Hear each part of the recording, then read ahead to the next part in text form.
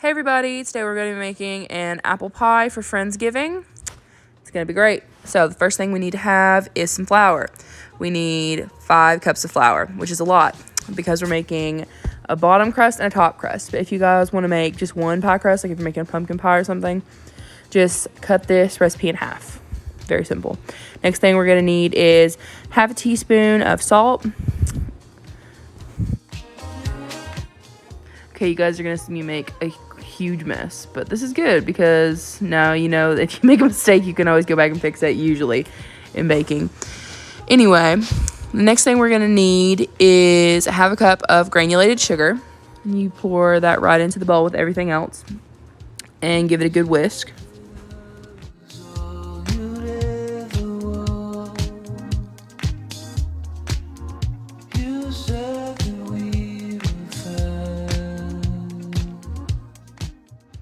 Okay, now that you got everything good and combined, get out your butter from the fridge. You're going to need 2 cups, about 4 sticks of cold butter. Ice cold. Because if it's too warm, your crust is going to get real nasty. So just cube that up. Some people like to freeze it and then grate it into their pie, like their flour mixture, but that is too much. I'm so lazy, so I'm not doing that. And you don't have to do that either. So, yeah.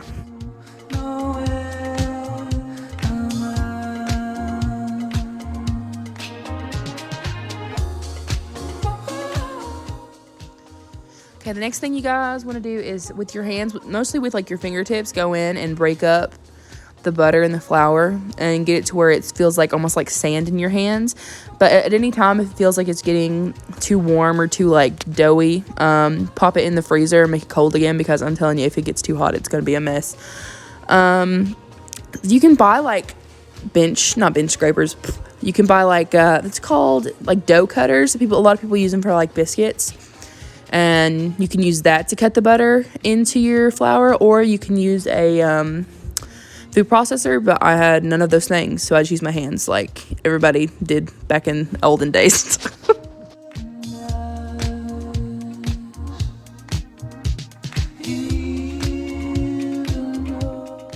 Okay, the next thing you'll need is 12 to 14 tablespoons of ice water. It just depends, how you measure your flour, if you're weighing it or if you're using a cup measuring cup. It just depends on how much flour you have in there. If your dough feels a little too wet, then throw some more flour in there. If it seems like it's way too dry, because at first it's gonna steam dry, you can see here that it literally looks like sand. But if after you work it and press it together, it comes into a dough. But if it's too dry, it's not working, it's not coming together, just add a little bit more ice water, and that should do the trick.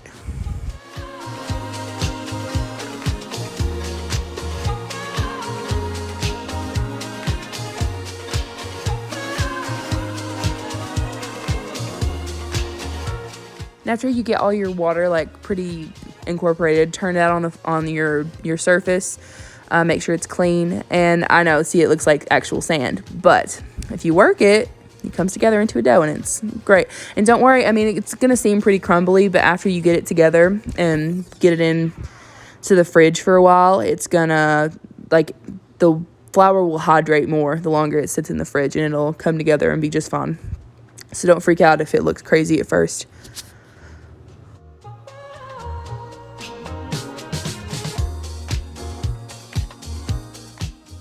Okay, after you have worked you don't really have to knead your dough, but after you've got it into a cohesive thing, split it into 2 sections, and then one section will be for your bottom and the other one will be for your top, and sort of form them into little oval round thingies, as you can see here. And then you're gonna wrap them up in some plastic wrap, and we're gonna pop them in the fridge for at least an hour.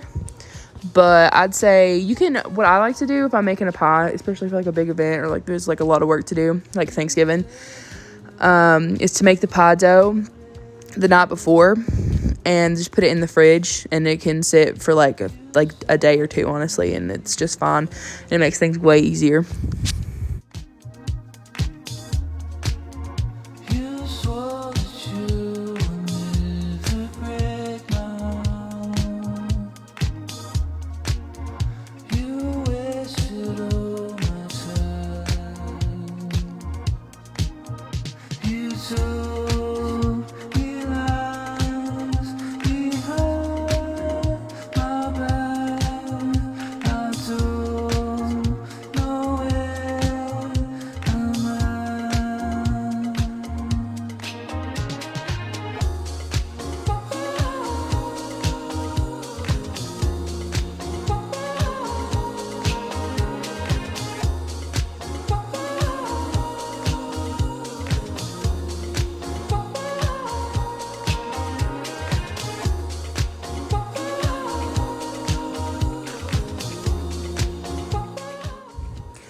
Okay, now you guys are ready to put your dough in the fridge for at least an hour. Your first part of your pie is done. That's like the really hard part, I think. I think making the filling is much easier than doing the pie crust. But you're going to need 3 pounds of apples. And you're going to peel those suckers. My peeler was like dull as shit. I'm just going to tell you. It was so hard to peel those. But after you peel the apples, you're going to cut the flesh off of the cores and then cut them. I mean, it depends on how you want to cut them. Some people like to do cubed apples. I personally like to do like thin slices, as you can see here. I think I don't know, I just like it better personally. You're going to chop up all your apples and transfer them into your bowl.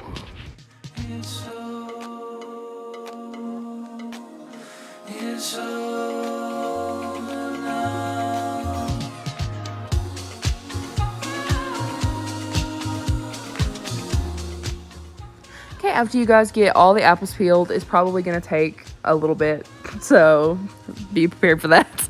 You're going to get your sugars out, so you're going to need 1/3 cup of white sugar, and you're going to need 1/3 cup of brown sugar. You can use all white or all brown. I mean, it just depends on your preference. I personally like using both. And after you get your sugars, make sure, back to the brown sugar, packed brown sugar, forgot to mention that. Anyway, you're going to need 1 teaspoon of ground cinnamon, or you can use more. Honestly, if I'd had them, I would have used like some cloves and some allspice and other things, but all I had was cinnamon.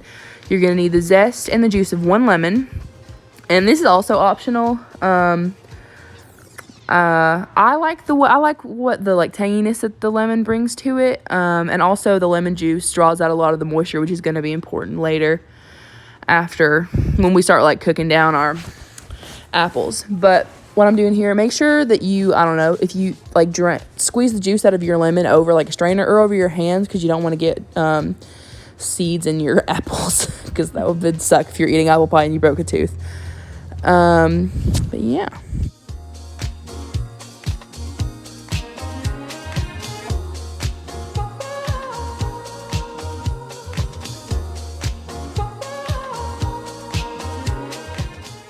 After you get all your stuff in there, you can use a spoon. I just went with my hands because, like, whatever.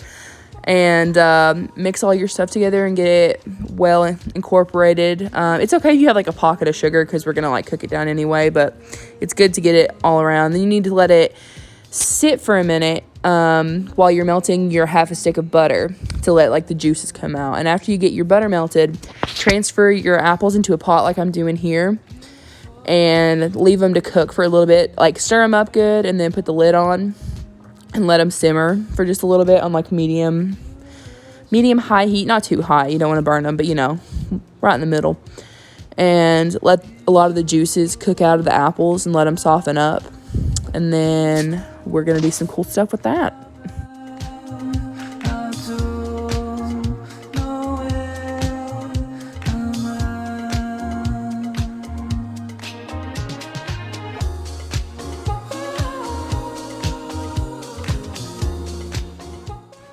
After you get your apples cooked down, I'd say like to where they're cooked but they're not mushy. Like, you don't want applesauce. Like, they've got still like a little bit of crunch, a little bit of mouthfeel. You're going to take them and strain the juices that have cooked out of your apples, okay? And then put those apples in the bowl and then transfer that juice back into your pot. And then we're going to cook that juice down and not really make it caramel, more like a cinnamon, apple-y, caramely sauce to go back on the apples. And then when you put that in the pie, it's just delicious. It's like caramel, apple, cinnamon, awesome stuff. So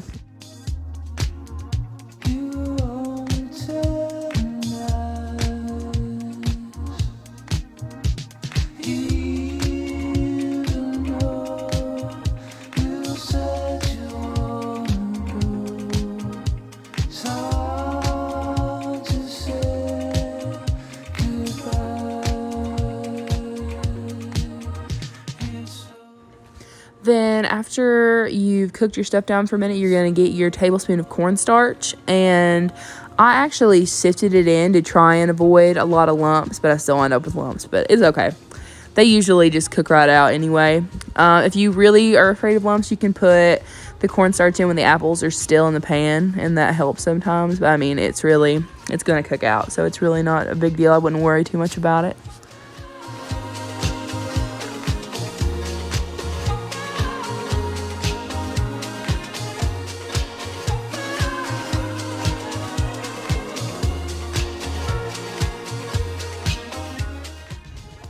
then after you cook that sauce down for a little bit, it's time to transfer it back into the apples. I'd usually, till it's pretty thick, like when you run your spoon across the bottom of the pan and it leaves like a well for a little bit. You know what I'm saying? It's probably going to look like gravy, but don't be grossed out. It's like what caramel, like a little less than thick caramel is what you're looking for.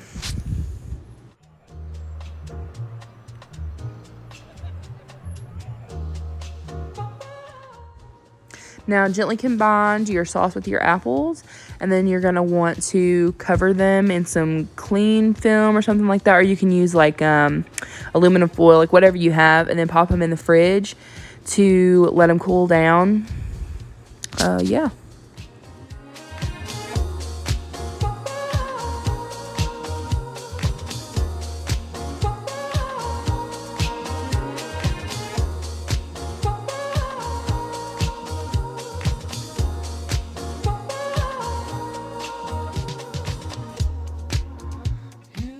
Time to roll out the pie dough. Okay, so you need to liberally flour your work surface because, I mean, it's not going to be any point in making all this stuff if your dough sticks.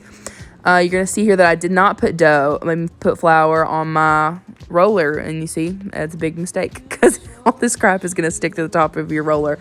So also put flour on the top of your dough and on your roller to make things easier for you. And I find it easy to, like, if you keep, like, rotating your dough while you're rolling it out, it like somehow, I don't know why, but it helps you avoid like making one part of it a lot thinner than the other, and it helps you keep like a circular shape, and so you're not like rolling out an oblong piece of dough that you're supposed to put in a pie shell. See, I'm getting ready to flip it over because the other side was getting super sticky. This is a big hack. I learned this on like Food Network or something like that. If you roll the pie dough onto your roller and then pick it up that way, it's so much better. Because I used to try and make pie dough and it would like crack and like fall apart. But ever since I started rolling it up on my rolling pin, it makes things so much easier.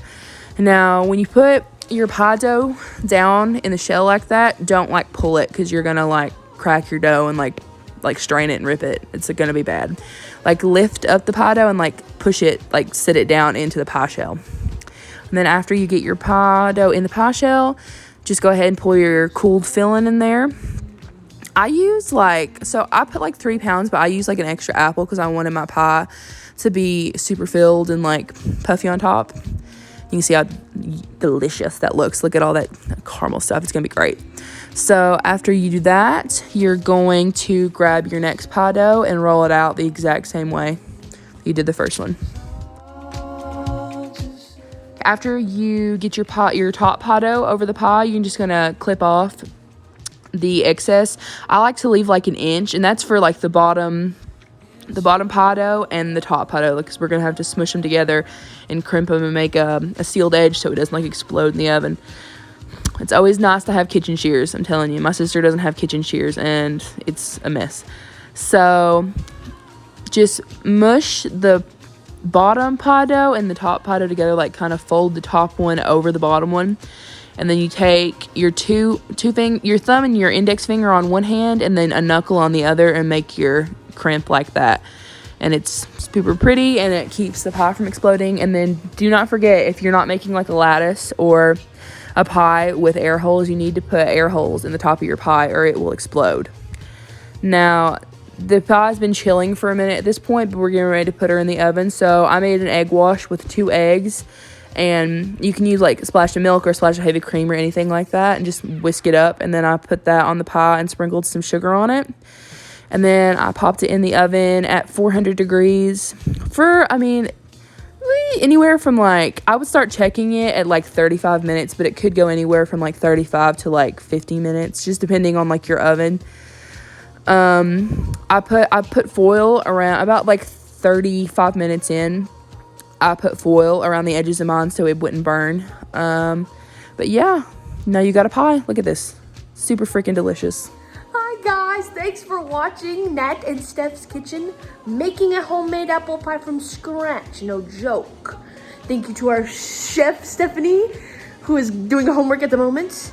And subscribe to our YouTube channel, and go follow us on Instagram at agoodpodcast69. Thanks, bye. Hello,